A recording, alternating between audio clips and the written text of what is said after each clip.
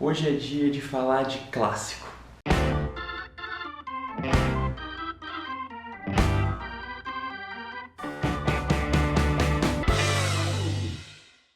Fala galera, tranquilo? Rafa Pinheiro aqui. E hoje a gente vai falar sobre Monstro do Pântano, Lições de Anatomia, que na minha opinião é o melhor, a melhor história do Monstro do Pântano.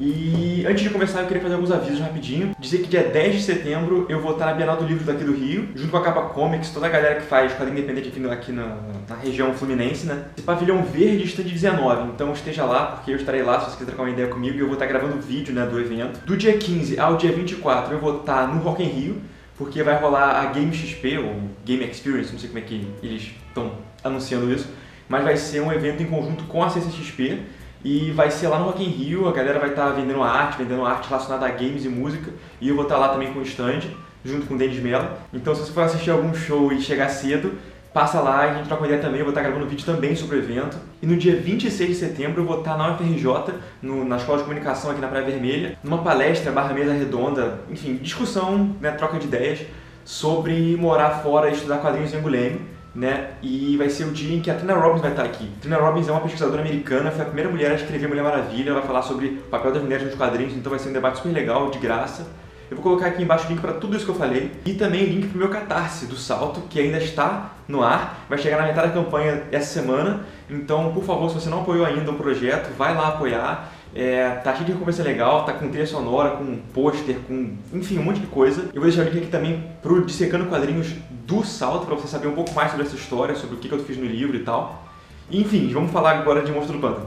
Bom, ela foi desenhada pelo Stephen Bissette e pelo John Totleben, mas acho que é famosa porque foi escrita pelo Alan Moore. E essa história consagrou o Alan Moore, assim, como roteirista de quadrinhos, bem antes de Watchmen. Foi um marco para esse quadrinho de super-herói que não é super-herói, que é meio antagonista, e marcou a reentrada do Monstro do Pântano no mainstream da galera, na conversa. O Alan Moore escreveu todo um arco do Monstro do Pântano, mas que eu não vou falar dele aqui agora, eu vou falar especificamente de uma história, a Monstro do Pântano número 21, que é chamada de Lição de Anatomia, porque é uma história primorosa e tem coisa suficiente para falar só sobre ela nesse vídeo.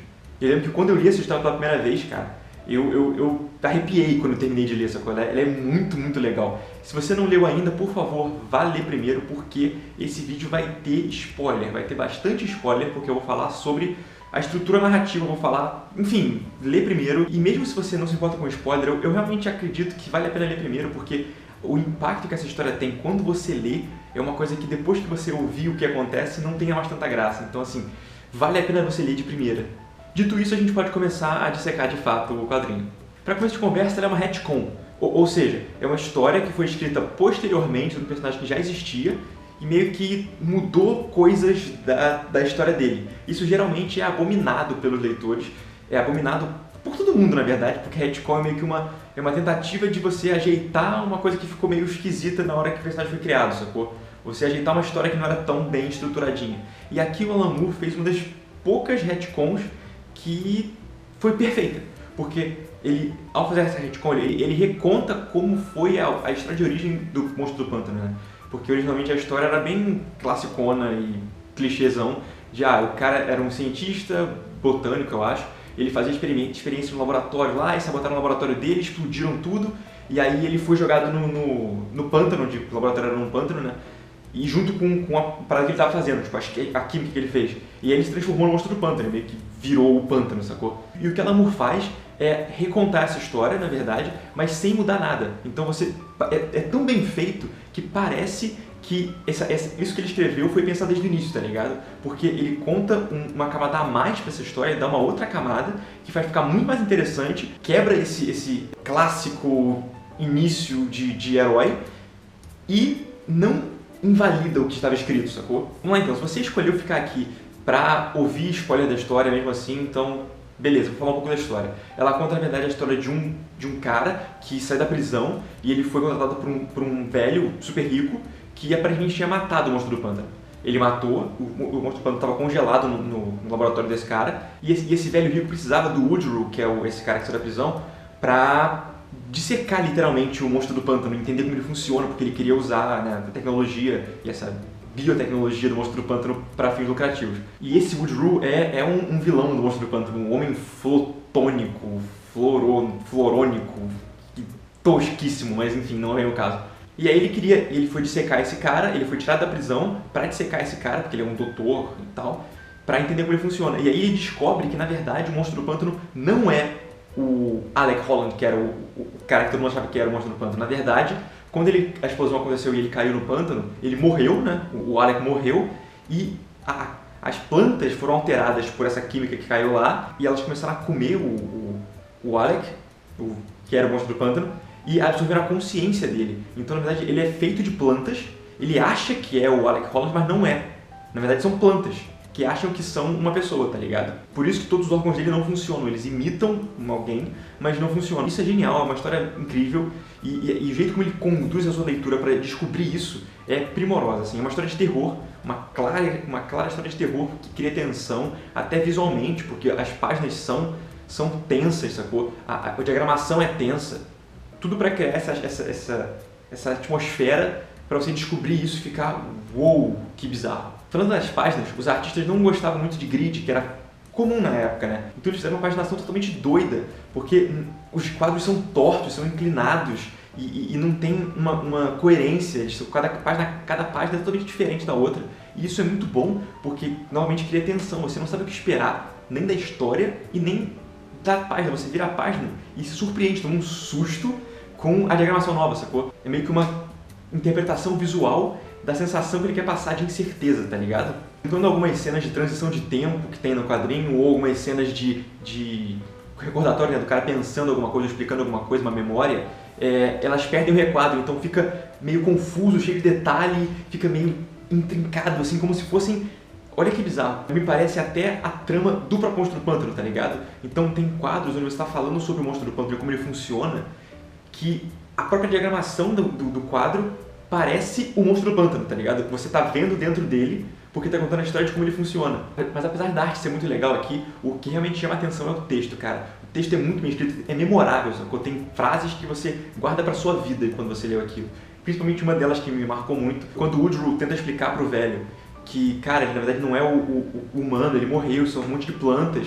E ele tenta explicar e o cara fala, tipo, já ouvi o suficiente, chega. Não, mas a conclusão é a seguinte, eu não quero saber. E a conclusão que ele vai falar, depois que ele fica puto e mata o velho, né? E ele fala assim, ele não ouviu o que eu tinha mais importante pra dizer, que é que você não pode matar uma planta com um tiro na cabeça, tá ligado? Então o monstro planta tava vivo, não tava morto, e ele foi acordado e matou o cara. É genial, cara. É genial. Mas como a gente sabe, o Alan Moore é um cara que faz um roteiro muito fechadinho, ele descreve tudo que ele quer na página. E é por isso que a gente sabe que o fato do layout da primeira página e da última página serem praticamente idênticos é obra dele, né? Do Alan Moore.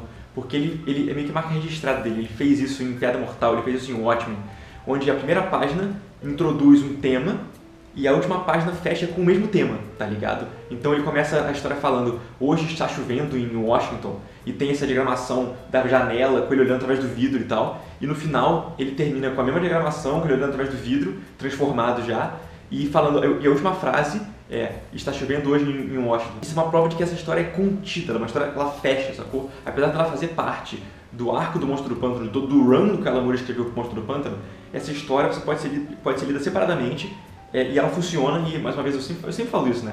Ela funciona sozinha e isso é muito bom. É importante que a história tenha início, meio e fim. Pelo menos eu acho. Uma coisa que ele faz legal também na narrativa, né? É levantar um questionamento. Então, como eu sempre falo que eu tento fazer nos meus quadrinhos, eu tento fazer duas camadas de leitura. Uma que você lê e se entretém, você lê pelo entretenimento, né? E funciona aqui, é uma história de terror interessante e cativante. Mas não é só isso, porque ele também coloca um questionamento, porque quando o Woodrow escreve as notas, as conclusões da pesquisa dele e manda pro velho, o Monstro do Pântano lê aquilo. E ele lê que ele não é ele. Ele achava que ele era o Alan Holland e não é. Ele é um monte de planta. Como que alguém reagiria ao descobrir que você não é você, sacou? E aí, no quadrinho, ele fica louco, ele surta, e aí ele passa a matar. Ele realmente vira um monstro, ele entra em berserca, tá ligado? E mata o maluco. E será que você teria essa reação? Eu terminei de ler a história e eu fiquei, cara, que doideira, imagina se você descobre que você não é você, sacou? Então é aquela parada, você cria uma outra camada, você tem a história que é interessante por si só, e tem uma questão que ele levanta, uma faísca, que você vai pra mesa do bar no dia seguinte e fala com seus amigos, cara, isso, imagina só, sacou? E por último eu queria lembrar que a primeira página também tem uma homenagem, né, a arte famosa do Saul Bass, que ele fez, que é um famoso artista de pôster de cinema. Ele fez a arte clássica de um filme chamado Anatomia de um Crime, que é exatamente igual à primeira página de lição de anatomia. Lição de anatomia, anatomia de um crime, e alguém morre no final.